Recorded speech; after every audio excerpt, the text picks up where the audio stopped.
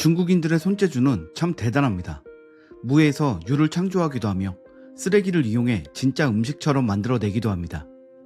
손재주뿐이 아닙니다. 그런 것들을 생각해내는 그들의 머리도 대단합니다. 종류도 다양하고 만들어내는 방법 또한 입도 못 담을 정도로 기상천외합니다. 중국인들이 만들어낸 음식 같은 음식 아닌 음식의 충격적인 실체 몇 가지를 보겠습니다. 중국에서는 국수를 조리하기 전에 면을 살짝 태워보고 먹는 습관이 생겼는데요. 그 이유는 바로 플라스틱 국수면이 유통되었기 때문입니다. 플라스틱에 합성 수지를 섞어 탱글탱글한 면발로 위장해 판매를 한 것입니다. 일반 국수보다 20분의 1이나 싼 가격에 많은 상인들이 이 국수를 써 피해자가 어마어마했습니다. 플라스틱으로 만들어졌다는 것도 한 소비자가 실수로 국수를 태웠다가 막기 힘든 화학약품 냄새가 나서 처음으로 알려졌다고 합니다. 이 국수를 먹으면 플라스틱을 그대로 먹는 것이기 때문에 위장에 소화가 되지 않은 채로 쌓여 위절제술을 받는 환자도 나왔습니다. 또 다른 음식은 나무젓가락 버섯입니다. 우선 나무젓가락을 표백한 후 과산화수소에 녹여 흐물흐물하게 만들어 식감과 색을 버섯처럼 만드는 것입니다. 이 가짜 버섯의 재료인 나무젓가락에 과산화수소가 다량으로 흡수돼 간에 치명적인 해를 끼칩니다. 먹으면서도 버섯이라고 생각할 수밖에 없을 만큼 똑같이 만들어졌습니다. 또 유명한 계란도 있습니다.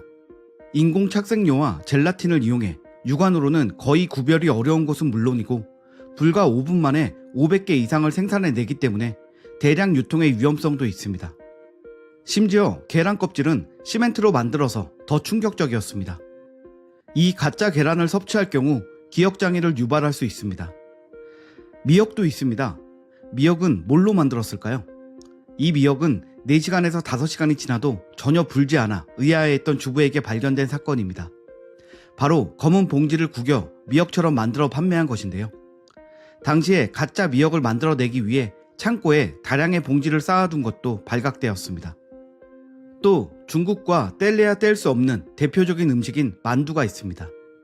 워낙 수요가 많은 만큼 만두로 인한 사건은 종종 일어나곤 합니다. 만두피를 하얗게 만들기 위해 공업용 표백제나 살충제를 썼으며 만두 속에는 중량을 늘리고 부피를 키우기 위해 폐 휴지를 불려서 넣기도 했습니다. 탄저균이 있는 돼지로 만두 속을 넣어 발각된 사람 중엔 사형을 당한 사람도 있습니다. 이번엔 계란말이입니다.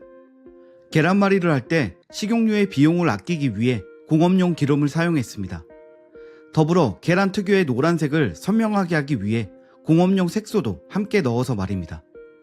이렇게 계란말이 등 튀김 요리에 사용하는 식용유를 속이기도 했습니다. 일명 하수구 식용유 사건으로 불리고 있는 이 사건은 하수구에 버린 식용유들을 한데 모아서 다시 판매한 것입니다. 이 식용유는 단순히 오래된 식용유가 아니라 실제 쓰레기로 버려져 머리카락, 오물 등이 함께 있던 진짜 쓰레기였습니다.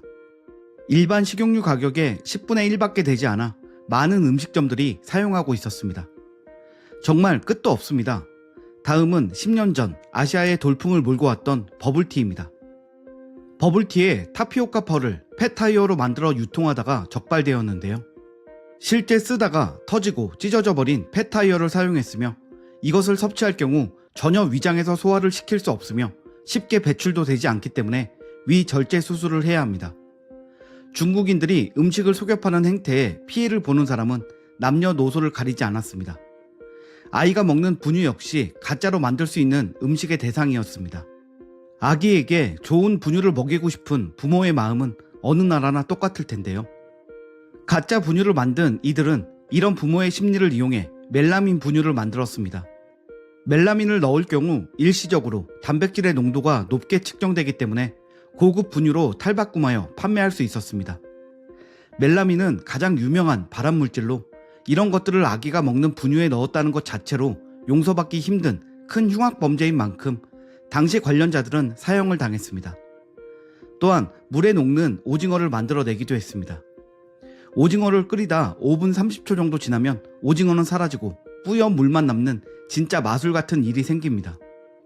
중국의 농업대 식품과학기술부의 교수는 반드시 가짜 오징어라고 단정 지을 필요는 없다. 오징어를 반복적으로 해동과 냉동을 거듭하는 바람에 세포가 파괴돼 세포 내 수분이 유출됐을 가능성이 있다면서 이는 해삼 등 다른 해양 생물에서도 나타나는 현상이라고 말했습니다. 이 말에 우리나라 네티즌들은 해동과 냉동이 반복되면 녹아서 사라진다고요? 한 수천 번 반복하면 사라지긴 하겠네요. 참 중국다운 논리다. 해물탕에 오징어 넣고 먹으면서 계속 끓이면 10분도 넘게 끓는데 왜 녹냐? 녹으려면 위장 속에서 녹아야지. 가짜 오징어보다 해명이 더 웃기는데? 라는 이해할 수 없다는 의견들을 남겼습니다. 이 밖에도 종이로 만든 무, 플라스틱 쌀, 시멘트 호두 등 경악을 금치 못하는 음식들이 많이 존재합니다. 음식에 장난을 치면 안 된다는 말을 많이 합니다. 하지만 잘못 먹으면 죽을 수도 있는 음식을 만드는 것은 장난도 아니고 흉악한 범죄라고 볼 수 있습니다. 중국인들은 음식을 가짜로 만드는 것 말고도 비위생적인 것으로도 유명합니다. 얼마 전 2021년 3월 충격적인 영상 하나가 올라왔고 우리나라 사람들은 경악했습니다. 구정물이 가득한 구덩이에 배추가 가득 담겨 있고 윗옷을 벗은 남성이 물에 들어가 배추를 들어 올리는 장면 모두 기억하실 텐데요. 소금에 절인 배추를 옮기는 데에는 녹이 쓴 포크레인도 동원되었습니다. 지난해만 해도 28만 톤의 중국산 김치가 수입된 우리나라의 사람들은 그야말로 쇼크 상태였습니다. 국산 김치에 비해 단가가 싼 중국 김치를 사용하는 식당이 많다는 것도 이미 알고 있었고, 그래서 맛이나 질이 좀 떨어지더라도 이익을 남겨야 하는 식당들을 이해하는 사람들이 대부분이었습니다. 하지만 중국의 비위생은 우리의 상상을 뛰어넘었습니다.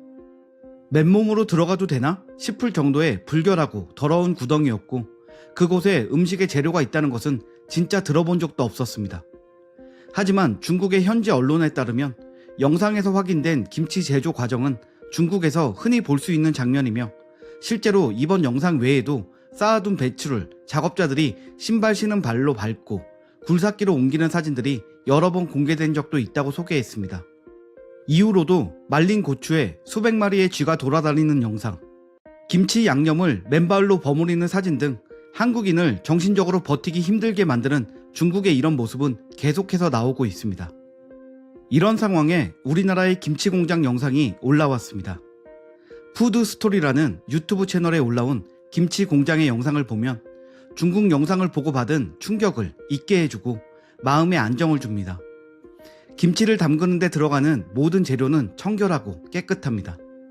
그런데도 여러 번의 세척을 더하고 위생적인 차림과 번쩍번쩍 청소가 된 기계들은 눈부시게 깔끔합니다. 뽀얀 배추를 보는 것만으로도 힐링이 되는 것 같은 영상이었고, 조회수가 1744만을 넘을 만큼 세계의 많은 사람들에게 폭발적인 관심을 끌었습니다. 다행히도 외국인들은 진짜 김치라는 것이 어떻게 만들어지는 것인지를 알게 되었습니다. 더러운 시궁창에서 절여지는 것은 중국 김치라는 것도 알게 된 것이지요.